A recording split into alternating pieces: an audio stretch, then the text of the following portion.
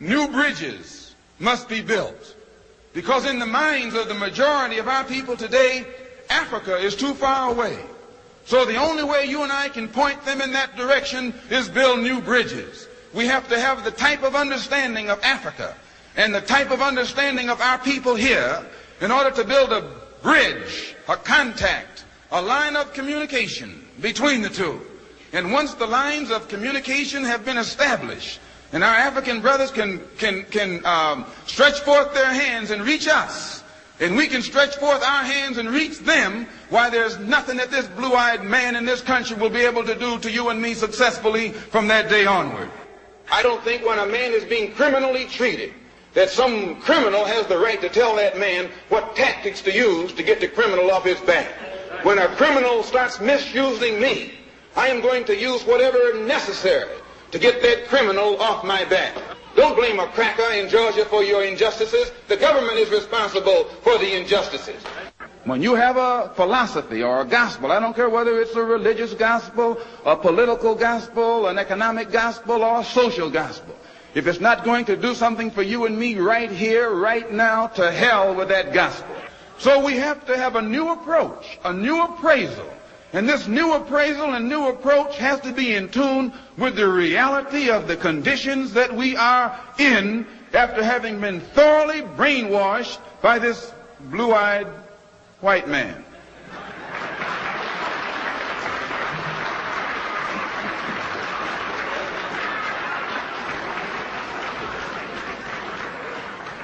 Some of them have brown eyes.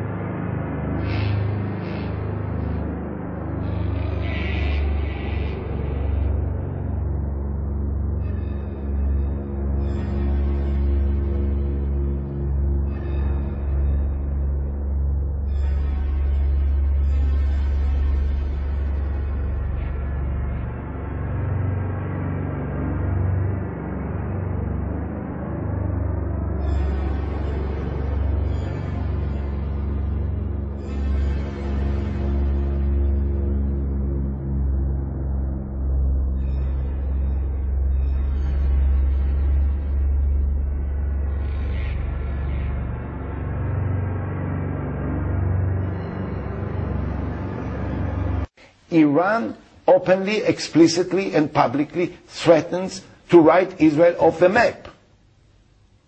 Can you say that this is the same level when they are aspiring to have nuclear weapons as America, France, Israel?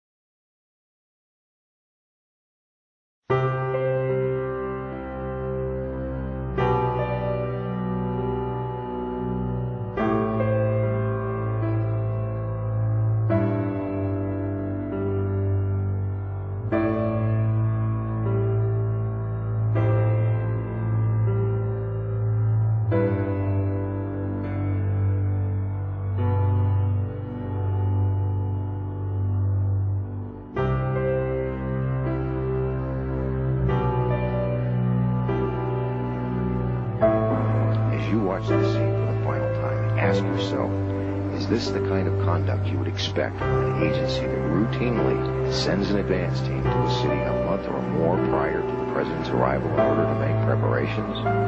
Now ask yourself if the assassination could have taken place at all had those men been on the bumper during the motorcade.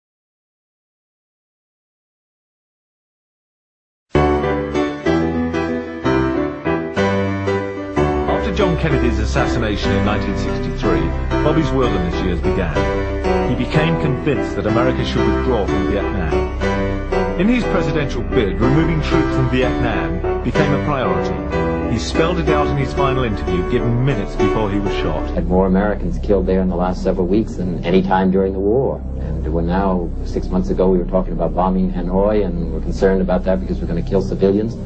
Now we're killing large numbers of them as we bomb Saigon. I just think that we just have to change our policies, and I would hope that the Democratic Party would recognize that. So, my thanks to all of you, and now it's on to Chicago, and let's win there.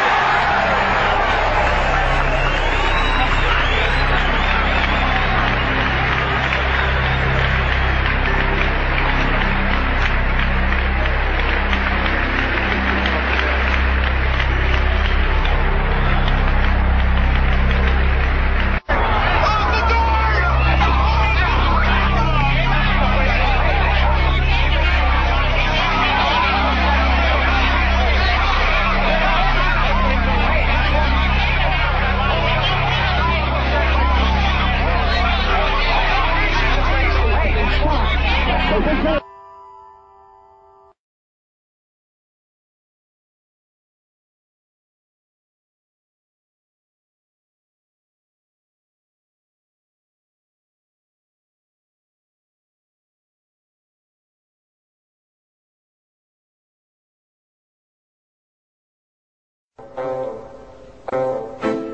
I believe that with all the dislocations we now experience, there also exists an extraordinary opportunity to form for the first time in history a truly global society carried up by the principle of interdependence. And if we act wisely and with vision, I think we can look back to all this turmoil as the birth pangs of a more creative and better. Are we at one of those moments in history in which there is the necessity for a new world order?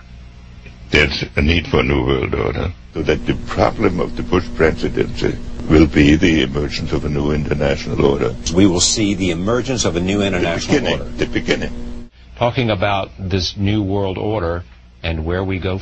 About 10 days after 9/11, I went through the